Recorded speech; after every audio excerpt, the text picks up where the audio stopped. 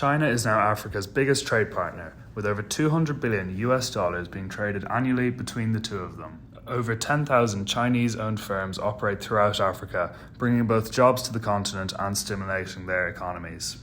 China provides investment opportunities and loans to African nations in need for their capital-heavy projects. But at what cost are they providing this? Why is China investing so heavily in Africa? For a bit of background, in 1971, the United Nations General Assembly held a vote to decide who the rightful government of China was.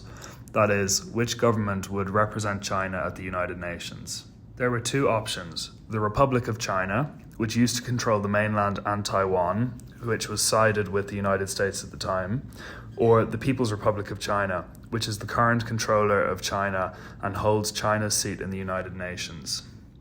Both have always claimed to be the rightful government of the mainland and Taiwan. At the time of the vote, the United States was the main global superpower on the global stage. Given the strong ties between them and the Republic of China, the vote ended up essentially being the US's sphere of influence against the world. As you can see based on this map, multiple African countries sided with the US in the vote. However, despite the US's effort, People's Republic of China won the vote and took their rightful control. Fast forward to 2013, Chinese President Xi Jinping is 1 year into his reign. He has just announced the centerpiece to his foreign policy, the One Belt, One Road initiative, which was designed to show China's greater leadership role on the global stage.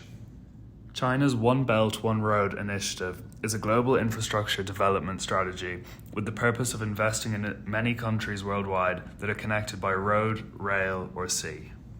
Their 21st century maritime Silk Road connects China to Africa via two main gateways, Mombasa in Kenya and Djibouti in the Red Sea.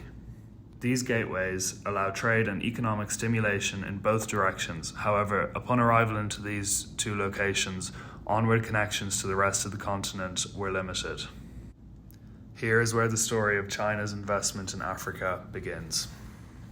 China funded and built the Kenyan Standard Gauge Railway, which opened in 2017. It runs from Mombasa, East Africa's largest port, to the Kenyan capital, Nairobi. Previously, trains travelling between the two cities took over 12 hours. This new standard gauge railway had slashed that time down to only 4.5 hours. Another similar project was the Djibouti to Addis Ababa Railway, connecting China's Djibouti Gateway on the Red Sea to the Ethiopian capital of Addis Ababa. Addis Ababa has greatly benefited from China's investment. For example, they built a light railway system connecting the city to the suburbs. As well as that, Addis Ababa is the location of the headquarters of the African Union, which was paid for by a $200 million loan funded from China.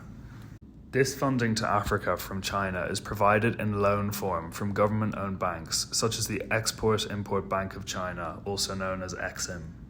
These are low-interest, long-term loans which are considered as foreign aid, mainly due to the fact that the banks don't expect all of the money back. China expects the countries who receive these loans to default on them.